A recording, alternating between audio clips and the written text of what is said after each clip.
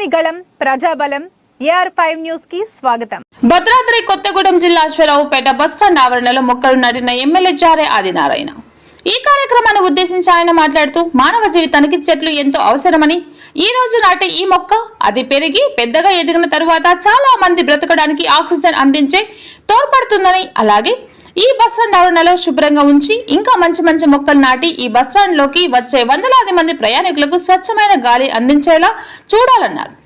అలాగే అశ్వరావుపేట నుంచి జిల్లా హెడ్ క్వార్టర్స్ కొత్తగూడెం వైపు వెళ్లే బస్సుల సంఖ్య చాలా తక్కువగా ఉందని, త్వరలో కొత్తగూడెంకు బస్సులు పెంచుతామని అన్నారు.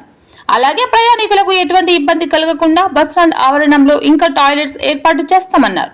ప్రయాణికులకు అన్ని సౌకర్యాలు ఉండేలా చూస్తామన్నారు.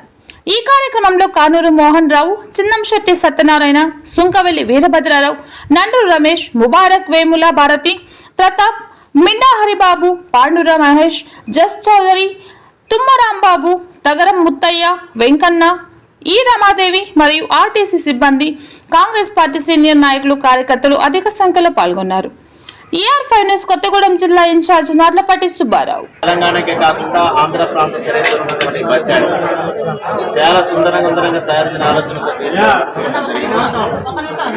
రాబోయే 3 నెలల లోపల ఈ యొక్క బస్ స్టాండ్ ని అద్భుతంగా తీర్చిదిద్దాలన్న ఆలోచనతో కూడా ఒక రూపకల్పన చేయబడతా ఉంది. అందులో భాగంగా ఈరోజు గ్రీనరీ అనే కార్యక్రమం ద్వారా ఈరోజు మరి శుక్రవారం అనే పేరున మంచిగా గ్రీనరీ శానిటరీ మొక్క నాటడం జరిగింది. ఆర్టీసీ వారు కూడా అనుక్షణం ఈ యొక్క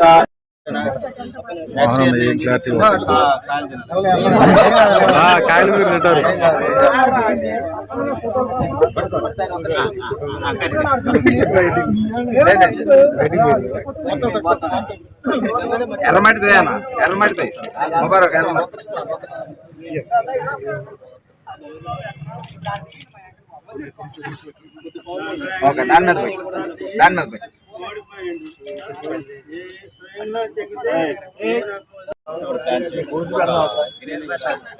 కదా ఆయన